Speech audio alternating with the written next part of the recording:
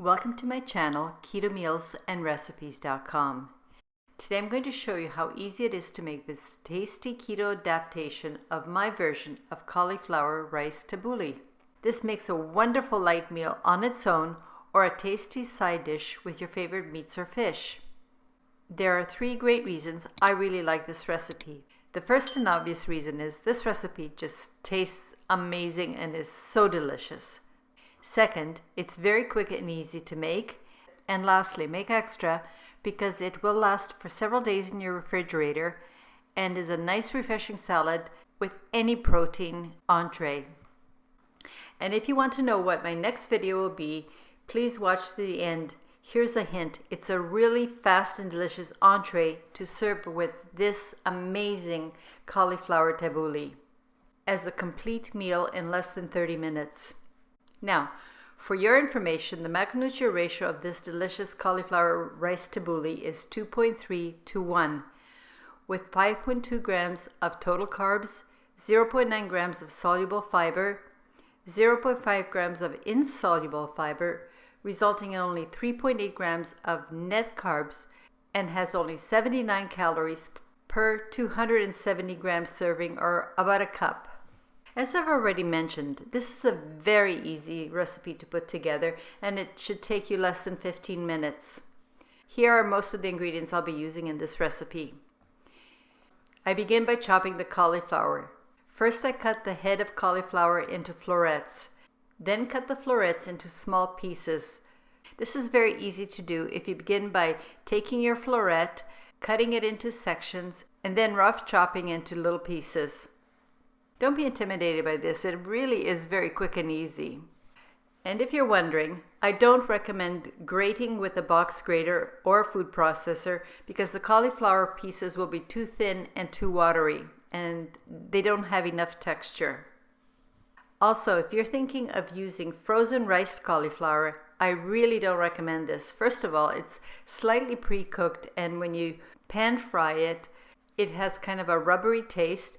And like with the grating, the pieces are too small, so the texture won't be right for the couscous substitute. As you can see, by chopping the cauliflower as I'm showing you here, the individual pieces are a bit larger than grated. This will result in a much nicer texture and mouthfeel. As part of my prep, I also do the other vegetables, like chopping my onions into very small pieces.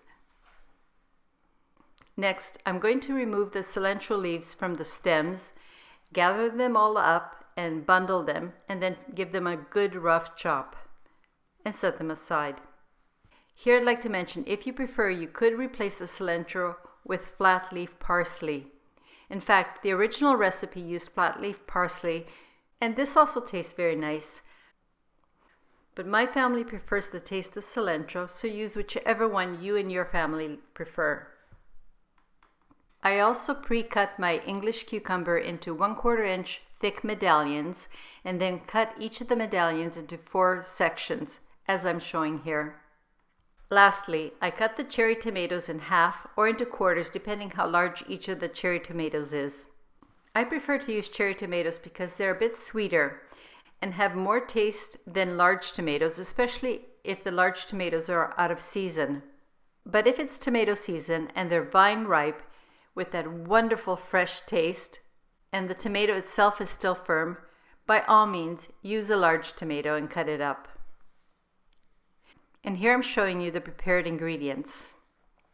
And before proceeding, I also want to show you how I pan fry my cauliflower, which takes about 5 minutes.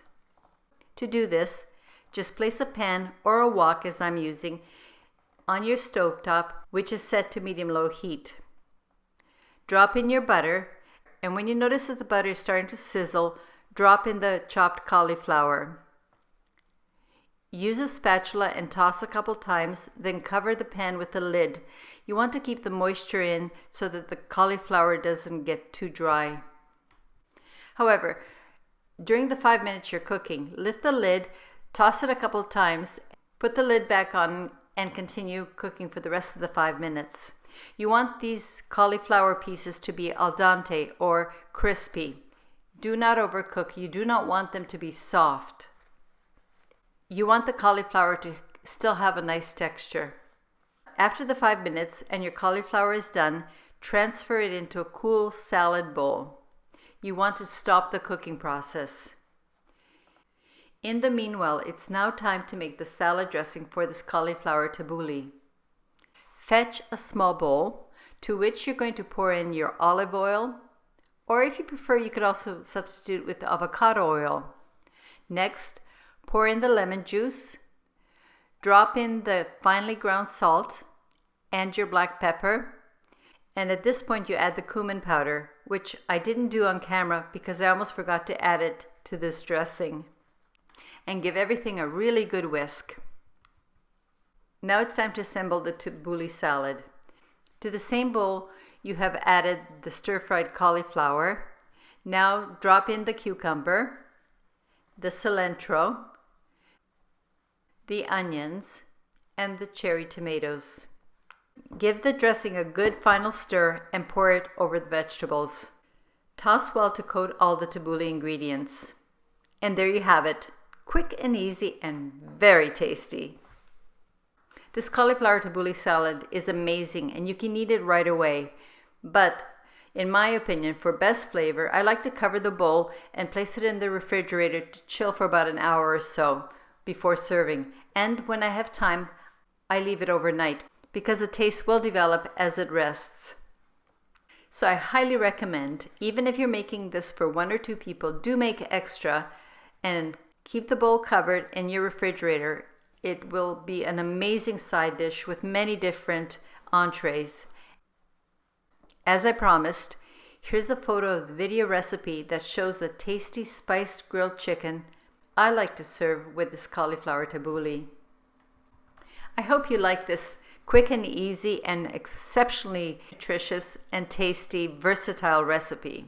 One of the things that I really enjoy and I find gratifying is when I receive comments. So please do leave me your thoughts on this recipe, questions, or suggestions. I love corresponding, and for all of those who have supported me by watching the video all the way to the end, thank you very much for taking the time to watch my video. Please share the link with someone that you think might also enjoy my recipes. Most of all, I hope you come back when I post my next video. In the meanwhile, I wish you a very happy and healthy day. Cheers!